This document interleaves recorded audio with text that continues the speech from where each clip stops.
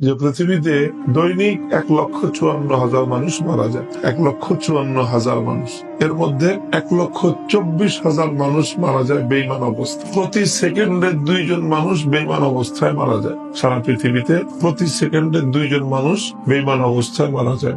মানুষ যে কথা বলে, আমরা যে কথা বলি, সবচেয়ে ছোট যেই কথাটা, একটা বাক্য পূর্ণ মুরাক্কাবে মুফিদ, একটা জুমলা, একটা কালাম, এটা দেখা গেছে ছোট্ট একটা জুমলা বলতে সময় লাগে 7.5 সেকেন্ড।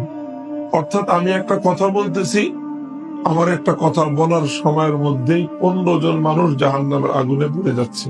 কারণ প্রতি সেকেন্ডে 2 জন, 7 সেকেন্ডে 14 জন, 7.5 সেকেন্ডে একটা কথা বলতে বলতে 15টা মানুষ জাহান্নামের আগুনে পুড়ে যাচ্ছে। এক একটা গ্রামে গড়ে পৃথিবীতে মানুষ বসবাস করে 2,000 মানুষ।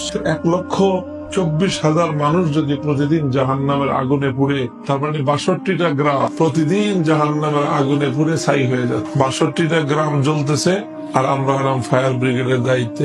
এখন আমাদের আসলে কি করণীয়? আমাদের উচিত হলো, যেটা আমাদের হৃদয়ের দাউ দাউ করে একটা আগুন ধরা দরকার, সে আগুন হলো দরদের আগুন। আমাদের বাংলাদেশে 16 কোটি মানুষ, এর মধ্যে 14 কোটি হলো মুসলমান, আর বাকি 2 কোটি নাহাদুল্লাহ মুসলিম।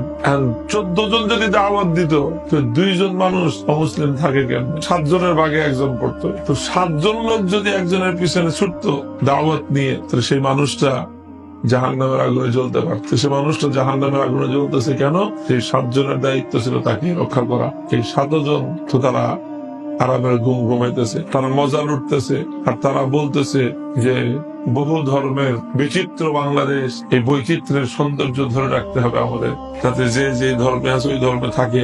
ধর্মান্তরিত হয়ে গেলে তো আস্তে আস্তে কুফর বিলুপ্ত হয়ে যাবে, তখন আর এই সৌন্দর্য থাকবে না। সমাজের প্রত্যেকটা মুমিন যদি দায়ী হইতো, প্রত্যেকজন মুমিন যদি দায়ী হইতো, তাহলে কোন মানুষ অমুসলিম থাকতে পারতো। এই যে ইফতার পড়ার যে ফিতনা শুরু হয়েছে, এটা বড় ফিতনা শুরু হয়েছে। কি পড়া?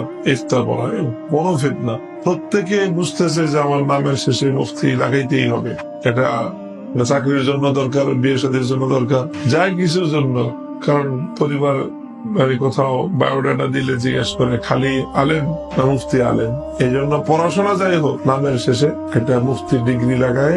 এই যে ব্যাপক ভাবে সব ইফতার পড়তেছে, অথচ আমলে গিয়ে এটা তেমন কোন প্রয়োজনীয়তা দেখা যাচ্ছে না অধিকাংশের জীবনে। এই মানুষগুলো যদি তারা দাওয়াতের উপর পড়াশোনা করে নিজেদেরকে আরেকটু প্রস্তুত করে এই কাজে যদি নামতো, তো উম্মতের বড় ফায়দা হয়ে যেত।